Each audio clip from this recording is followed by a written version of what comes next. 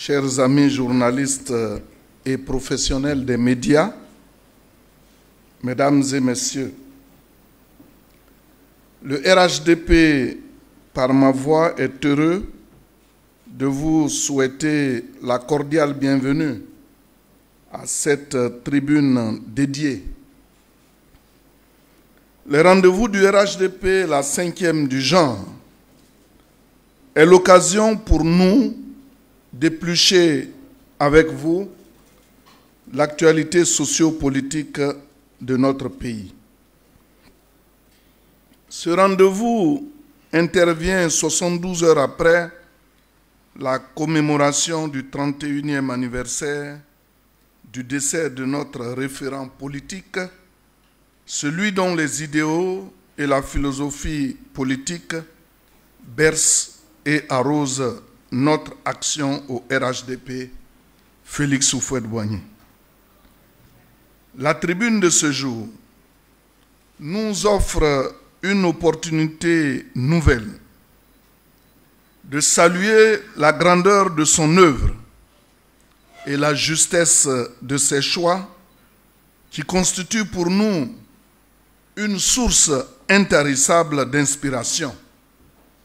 Paix à l'âme du président Félix Houphouët-Boigny, l'immortel.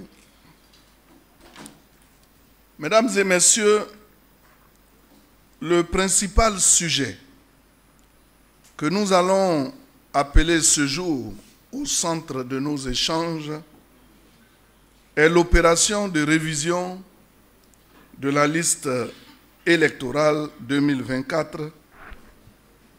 Comme chacun le sait, qui a livré son verdict depuis le 17 novembre dernier. Les résultats annoncés par la CEI affichent l'inscription de 943 157 primo-votants sur le fichier électoral.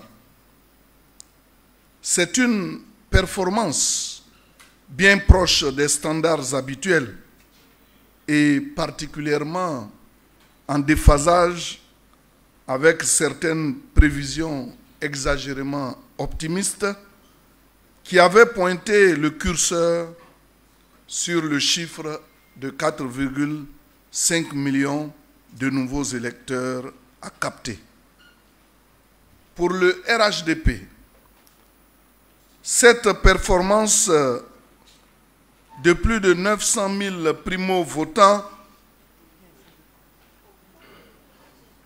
est d'abord à mettre au crédit du président de la République et ensuite de la CEI et de certains acteurs politiques dont le RHDP. En effet, c'est le président de la République, son Excellence M. Alassane Ouattara, qui, dans le souci de créer les conditions d'une élection totalement inclusive, transparente et démocratique, a pris la décision de rendre gratuite la délivrance de certains documents administratifs dont les requérants avaient besoin pour s'inscrire sur le fichier électoral. Mieux, grâce aux instructions du président de la République, l'administration judiciaire s'est organisée de manière à agir avec plus de célérité et répondre plus rapidement aux sollicitations des requérants. Est-il besoin ici de rappeler qu'une telle décision qui intervient dans un contexte où l'État s'est fixé comme objectif d'optimiser les recettes domestiques a un impact sur les ressources publiques. Le président de la République a accepté de faire ce sacrifice pour traduire de façon concrète sa volonté de promouvoir une élection totalement inclusive et démocratique. Cependant, en dépit de ces gestes forts, en dépit des sommes colossales consenties pour permettre à la CEI de déployer plus de 12 000 centres d'enrôlement sur l'ensemble du pays, qu'entend-on du côté de l'opposition?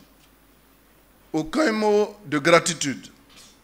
Bien au contraire, un concert de récriminations et des réquisitoires insensés et déraisonnés. Une prorogation de 3 à 6 mois de l'opération, une révision obligatoire en 2025, et j'en passe. Pour le RHDP, il est temps, vraiment temps, que l'opposition comprenne que ces caprices doivent cesser. Nous devons avancer.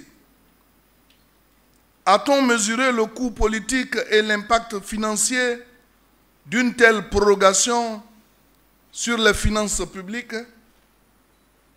Il y a un chronogramme à respecter si l'on veut organiser la prochaine élection présidentielle dans les délais constitutionnels. Les données brutes du recensement sont en cours de consolidation pour parvenir à la liste électorale provisoire qui doit être affichée en mai 2025 pour que s'ouvre le contentieux. Un processus qui doit déboucher sur l'élaboration de la liste définitive en juin 2025. Comme on le voit, le timing est très serré. Ni la CEI, ni le gouvernement ne peut se payer aujourd'hui le luxe de vouloir ruser avec le temps. Pour le RHDP, toute cette surenchère de la part de l'opposition a un objectif: préparer la contestation de sa défaite inévitable. L'opposition, convaincue de son impréparation et des fractures en son propre sein, veut tout faire pour bloquer, sinon retarder le processus électoral. Or, nous avons un objectif clair: aller aux élections, et nous nous y préparons. Aujourd'hui, en manque de stratégie et de repères, elle se lance dans une quête désespérée pour tenter d'embraser le front social.